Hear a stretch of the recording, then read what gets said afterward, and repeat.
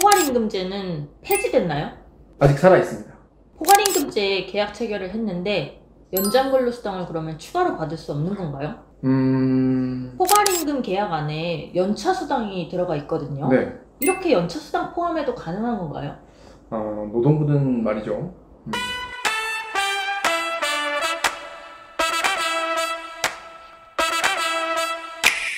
안녕하세요. 노동법의 정석 임놈 권놈입니다. 저희 유튜브 영상에 이제 포괄임금제가 좀 궁금하다, 이거 포괄임금제 유효냐 무효냐 이런 댓글들을 좀 여러분들이 많이 달아주셨는데요. 네. 저희가 드디어 포괄임금제를 다뤄보게 되었습니다.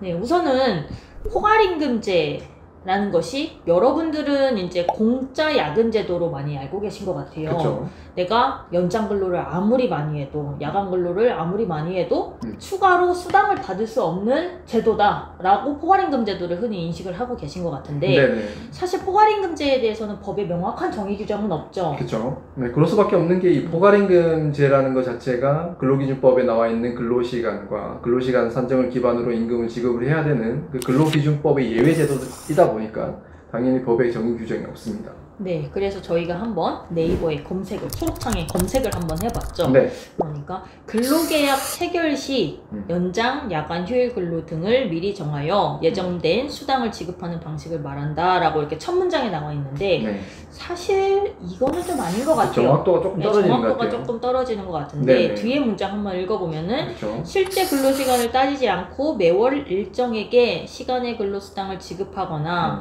기본임금에 재수당을 포함해 지급하는 임금 산정 방식으로 대법원 판례에 의해 인정되기 시작했다라고 되어 있는데, 네. 뒷문장은 조금 그래도 조금 비슷한 감이 있습니다. 그렇죠. 네.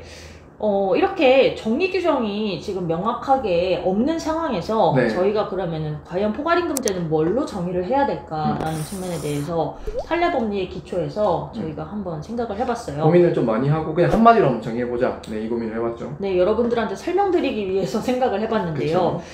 근로시간 산정과 무관하게 일정에게 임금을 지급하는 제도다라고 저희가 한번 이렇게 정의를 내려봤습니다. 네.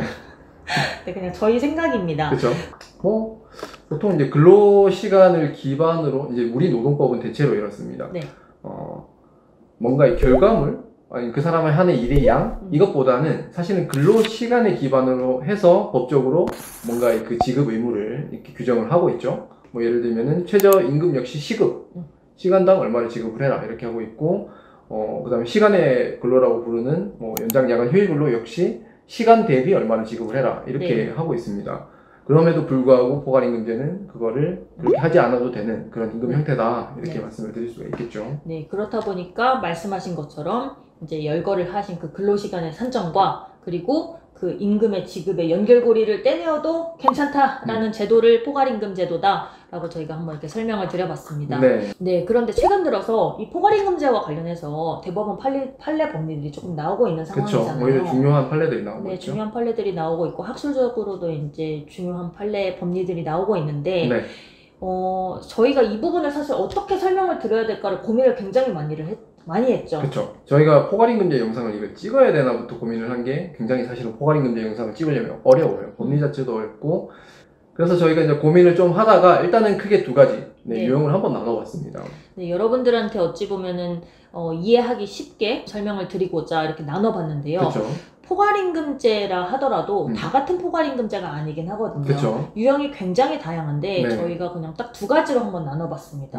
일단 첫 번째로는 근로시간 산정이 실제로 어려워서 포괄임금 계약을 체결을 한 경우가 있을 거고요. 그쵸. 그 다음에 또 하나는 실제로는 근로시간 산정이 가능한데 이제 뭐 사무직 같은 분들은 사무실에 언제부터 언제까지 있는지 다 아니까 근로시간 산정이 가능하잖아요. 근로시간 산정이 어렵지 않음에도 포괄임금 계약을 체결한 경우, 이렇게 두 가지로 나눠봤어요.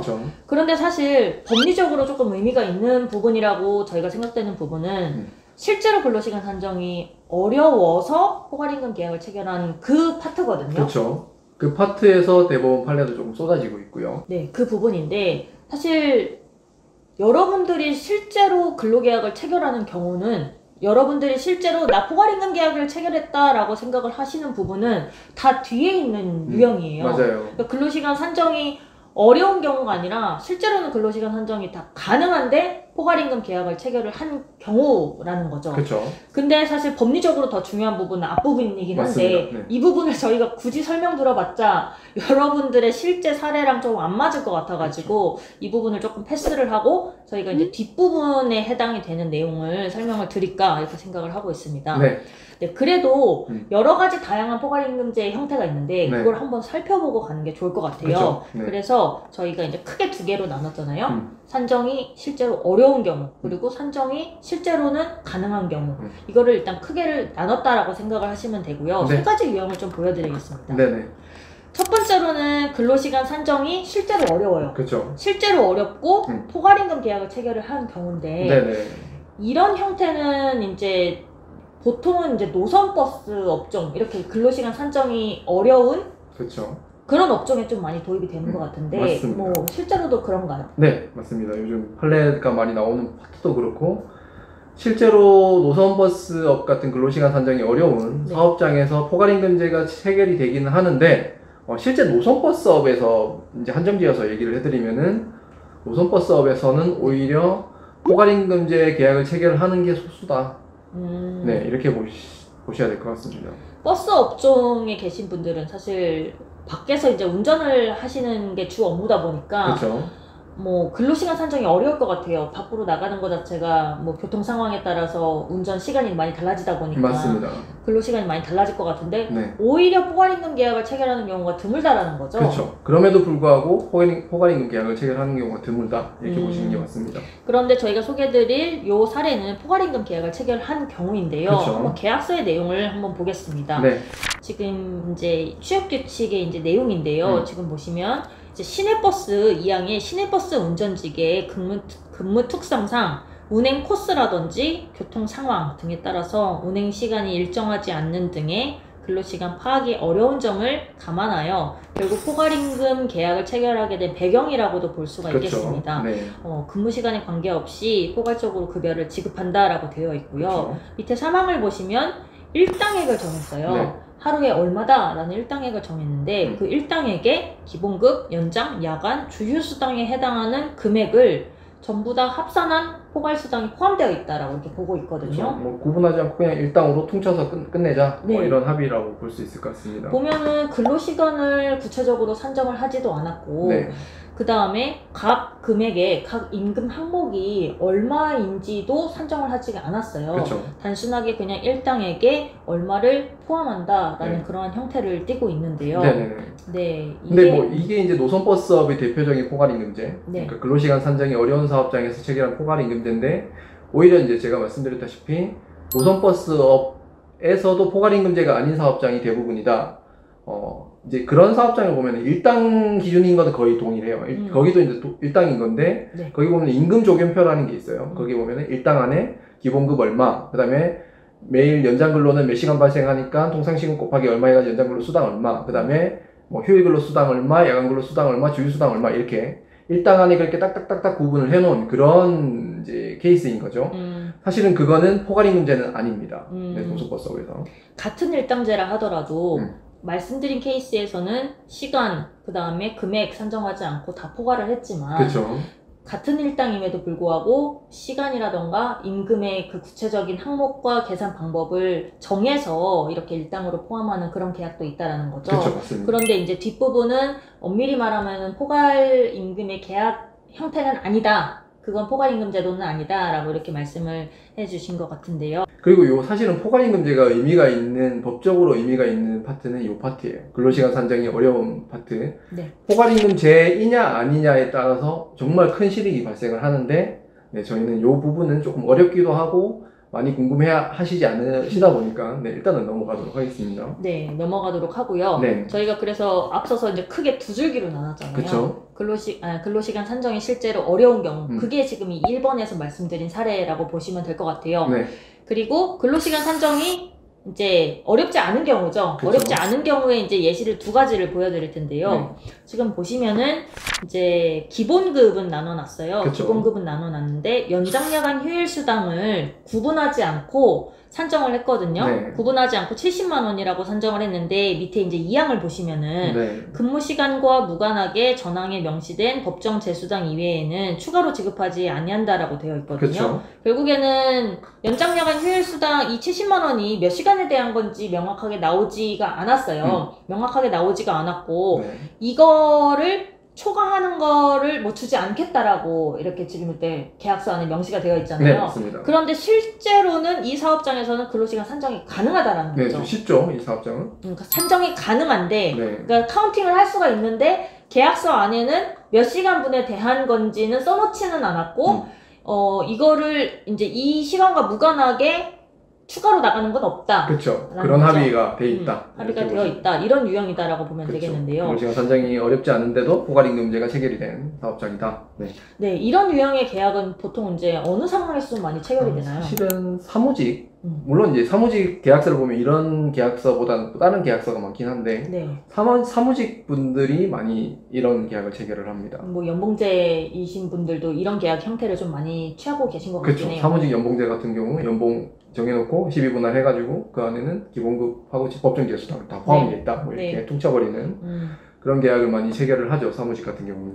네. 하지만 어쨌든 이 경우도 근로시간 산정이 실제로는 가능한 유형이다라고 일단 저희가 전제로 한번 말씀을 드려보겠습니다. 그렇죠. 네. 네. 그리고 세 번째 유형은요. 마찬가지로 근로시간 산정이 어렵지 않아요. 네. 산정이 가능한데 이제 앞에 이번의 유형과 조금 다른 점이 법정 재수당에 대해서 구체적으로 시간을 명시를 했고 네. 그 시간에 대해서 이 금액이 어떻게 나왔는지 계산 방법까지도 구체적으로 명확하게 이제 계산을 해서 여기다가 작성을 했는데요. 그렇죠. 그리고 또 하나 이 항에 보시면 전항에 명시된 고정 연장 근로시간을 초과하는 법정 재수당은 별도로 준다라고 되어 있어요. 그렇죠. 여기 지금 보면 이제 20시간에 대해서 산정이 되어 있잖아요. 네네. 근데 이거를 초과해서 일을 하게 되면은 그거는 추가로 주겠다라는 식으로 이렇게 지금 기재가 되어 있네요. 네, 맞습니다. 네, 이렇게 저희가 세 가지의 유형을 말씀을 드렸거든요. 네. 사실 엄밀히 말씀드리면은 2번의 유형과 3번의 유형이 이제 법리적으로는 구분이 돼요. 그렇죠. 법리적으로는 하나는 포괄임금이고 하나는 포괄임금이 아니죠. 네, 그러니까 대법원은 그렇게 얘기를 하거든요. 2번은 포괄임금 계약이 체결이 된 것이다라고 이렇게 해석을 하고 있고 네. 3번 같은 경우에는 포괄임금 계약이 체결된 것은 아니다라고 이렇게 보고 있거든요. 그렇죠. 근데 사실 저희가 대법원은 이거를 구분해서 보고 있지만 여러분들한테는 그냥 근로시간의 산정이 실제로 어렵지 않은 경우라고 묶어서 설명드리는 이유는 뭐냐면은 결과가 같거든요. 그렇죠, 맞습니다. 이걸 포괄임금이든 아니든 결론적으로는 똑같죠. 그러니까 결론적으로 같다라는 말이 뭐냐면은 결국에는 수당적인 측면에서 돈적인 측면에서 맞아요. 결론이 같다라는 그렇죠. 거기 때문에 저희가 이거를 이렇게 묶어서 설명을 드리게 된 이유거든요. 네, 그래서 저희가 요 두 가지를 결국에는 수당적인 측면에서 어떻게 여러분들의 궁금증을 해소할 수 있을지를 질의응답을 한번 해보려고 하는데 들어가기에 앞서서 포괄임금제는 그러면 도대체 어떤 직군에 도입이 되어 있느냐 2018년 기준에 이제 자료를 한번 보시면 사무직은 거의 다 이렇게 포괄임금제가 도입이 되어 있고 95%네요. 네, 거의 다 이렇게 되어 있고 여기 보면 이제 운전직도 있거든요. 네, 운전직도 이렇게 되어 있고 그 다음에 뭐 경비직, 그 다음에 생산직은 조금 이렇게 적은 것 같아요. 포괄임금 도입이 되어 있는 게. 그렇죠. 네. 우선은 이제 통계적으로 보면 사무직이 굉장히 많이 도입률이 높다. 이 말은 사무직은 공짜 야근이 많다. 뭐 이렇게 이제 받아들일 수도 있겠는데요. 보통 이제 이 이유를 저희가 조금 분석을 해보면은 회사 인식이 이렇습니다. 회사의 그 매출, 그 다음에 이윤, 그 사무직이 얼마를 일하든 간에 이게 눈에 보이지가 않는 거예요. 아무리 오래 앉아 있어도 이게 회사 매출로 이어지고 있는지에 대해서 눈에 보이지 않다 보니까, 그리고 사무직의 능력에 따라서 일하는 시간이 이렇게 오래 걸리는 이런 문제도 있죠. 그래서 회사는 사무직은 그냥 니들이 야근을 하더라도 우린 돈 안 준다 이런 인식이 만연해 있어요. 왜냐하면 회사 매출로 바로 직결되지 않다 보니까. 그러니까 아웃풋을 조금 회사가 컨트롤할 수 없다라는 게 전제로 좀 깔려져 있는 것 같아요. 그렇죠, 맞습니다. 네. 그런 인식이 이제 깊숙이 박혀 있다 보니까 사무직한테는 야근을 해도 야근 수당 못 주겠다. 그래서 포괄임금제를 이만큼이나 높게 도입이 되어 있는 현실이다. 이렇게 보시면 좀 될 것 같고요. 근데 생산직은 얘기가 좀 다릅니다. 물론 생산직 같은 경우도 포괄임금제가 도입된 경우가 있긴 하죠. 하지만 생산직에 대한 인식은 뭐냐면은 생산직의 근로시간은 곧 매출로 이어진다는 인식이 강해요. 생산직의 근로시간은 곧 공장 가동 시간이죠. 공장은 가동을 할수록 뭔가의 생산품이 자꾸 나오고 그러면 매출로 바로 이어지다 보니까 생산직 같은 경우는 일을 오래 하면 할수록 회사 매출이 높아지니까 당연히 그에 대한 시간의 수당을 지급을 하는 게 맞지 않겠느냐라는 인식이 깊숙이 깔려 있습니다. 그래서 생산직은 포괄임금제를 도입을 하지 않고 추가 시간의 근로에 대해서 추가로 수당을 계속 더 지급을 하는 이러한 현실이다. 이렇게 보시면 될 것 같습니다. 그러니까 공장 가동 시간은 회사가 컨트롤을 할 수 있는 영역이다 보니까 그렇게 더 투입이 된 시간만큼 이윤이 늘어나고 그에 대해서 이제 뭐 배분해야 된다는 생각이 깔려 있는 반면에 사무직은 야근을 하더라도 그것이 어떤 직접적인 아웃풋으로 연결되는지 안 되는지를 또 모르겠다라고 보는 건가요? 네 능력이 떨어질 수도 있는 거고 뭐 그런 인식이 깔려 있는. 실제로는 어떤 것 같아요? 네. 모르겠습니다. 네. 네. 네, 그래서 이 포괄임금제 같은 경우에는 여러분들이 가장 답답해하는 부분이 이건 것 같아요. 아니 내가 연봉 6천, 7천 받기로 계약하고 왔는데 그 금액이 다 기본급인 줄 알았더니 알고 보니까 연장, 야간, 휴일수당, 연차수당 다 들어가 있는 거였다. 그렇죠. 그렇다 보니까 약간 취업 사기 당했다. 또 이렇게 또 말씀하시는 것 같아요. 6천, 7천, 뭐 1억 이렇게 알고 계시는 금액을 가지고 왔는데 이제 연장, 야간, 휴일 이렇게 다 들어가 있는 유형, 어찌 보면 3번의 유형이죠. 그 유형에 대해서 저희가 이제 그냥 포괄임금제도라고 명칭을 붙이고 질문을 한번 해보겠는데요. 질문으로 들어가 보겠습니다. 포괄임금제 폐지가 되었나요? 이런 댓글이 달렸어요. 포괄임금제 폐지되었습니다. 영상 내려주는 게 맞지 않나요? 이 영상도 내려야 네. 결론적으로 폐지 안 됐습니다. 저희가 이 질문을 조금 해석을 해보면 이 의미 같아요. 연봉이나 월급 안에 법정제수당을 넣어놨는데 이거를 법정제수당으로 보지 않고 그냥 지급 안 한 걸로 보고 다시 지급을 해야 되는 거 아니냐, 내가 실제로 만약에 40시간을 넘게 하면은. 그 질문으로 보는 것 같은데, 일단은 포괄임금제 폐지 안 됐고 판례는 이를 인정을 하고 있습니다. 그 말은 지금 연봉이나 월급 안에 포함이 되어 있는 법정제수당은 유효하게 지급이 되는 걸로 본다, 이렇게 받아들이시는 게 맞습니다. 네, 여러분들이 제일 답답해 하시는 부분이 이 부분인 것 같아요. 그러니까 나는 5천이고 6천이고 얼마를 받기로 하고 들어왔다라는 거는 그 금액이 다 기본급이어야 된다라고 이제 생각을 하시는데, 그러면은 이제 40시간을 넘어가는 일을 했었을 때는 당연히 추가적으로 붙겠지라고 생각을 하셨겠지만 알고 보니 5천, 6천 안에 싹 다 들어가 있는 계약이었다 라는 그 부분을 굉장히 이제 답답해 하시는 부분이다라고 이제 생각을 하는데, 어쨌든 이러한 계약의 형태를 판례는 이제 인정을 하고 있다라고, 사전에 이제 선 지급하는 형태로 인정을 하고 있다라고 일단은 보셔야 될 것 같습니다. 그래서 포괄임금제는 아직은 폐지가 안 된 것이 맞다라고 보시면 될 것 같고요. 이 여러분들이 원하시는 폐지의 형태는 사전에 연장, 야간, 휴일근로 못 들어가게 하자라는 그런 의미이신 것 같아요. 네, 이제 발의된 법안도 그런 내용을 담고 있기도 하고요. 어쨌든 폐지가 안 되었다라고 보시면 될 것 같습니다. 두 번째로는 포괄임금제에서는 임금을 더 받을 수 없나요? 라는 질문인데요. 한번 댓글을 읽어볼게요. 포괄임금 근로계약서에 야간수당을 일정액 정해놓고 그 금액이 야간수당 계산법에 의한 금액보다 적다면 그 근로계약서는 무효인가요? 다시 말해서 정확한 야간 가산수당보다 적으면 임금체불이 되나요? 라는 질문이거든요. 결국에는 여기에서 말씀하시는 게, 계약서 안에 내가 야간수당 뭐 얼마 받기로 되어 있는데 법적으로 이제 야간수당 계산법이 있잖아요. 통상시급에다가 그 시간 곱하고 이제 0.5배 해가지고 계산이 나오는데 네. 그것보다 이제 내가 실제 야간한 게 더 많다라는 거죠. 더 적게 받고 있다라는 그쵸, 거죠, 그쵸. 돈을. 그랬을 때 계약서를 무효로 하고 돈을 더 받을 수 있냐라는 네. 질문이거든요. 결론적으로는 이제 저희가 첫 번째 말씀드렸다시피 이미 지급되고 있는 수당은 유효하게 지급이 되고 있는 거고, 네. 그렇다 보니까 이제 법적으로 내가 야간 근로를 몇 시간을 일을 했고 이거를 근로기준법에 의해서 계산을 한 금액이 예를 들면 30만 원을 받아야 되는데 네. 그 포괄임금 안에 포함되어 있는 수당이 20만 원밖에 없더라. 네네. 그렇다고 하면은 10만 원이 덜 지급되고 있는 거죠. 네네. 그렇다 보니까 그 법에 의한 계산법보다 덜 지급되고 있다라고 하면은 그만큼은 차액분은 추가로 받을 수 있다. 이렇게 네. 말씀드려야 되는 게 맞습니다. 네, 세 번째 질문인데요. 네. 포괄임금 안에 연차수당이 포함이 되어 있는데요. 한번 네. 질문을 읽어보겠습니다. 네. 아니, 연차수당을 받은 사람이 없다고 하는데요. 월차수당도 월급에 포함되어 받고 있는데 연차수당도 못 받는다니 너무 억울합니다. 네. 라고 되어 있는데 네. 월차수당, 연차수당 사실 요 개념부터 이제 들어가면 좀 이제 복잡해지니까 네. 결국에는 연차 못 쓴 거 수당이 이제 못 썼을 때 나중에 받아야 되는 게 아닌가라고 생각을 이제 하셨는데 네. 알고 보니까 계약서 안에 이 수당이 다 들어가 있어서 네.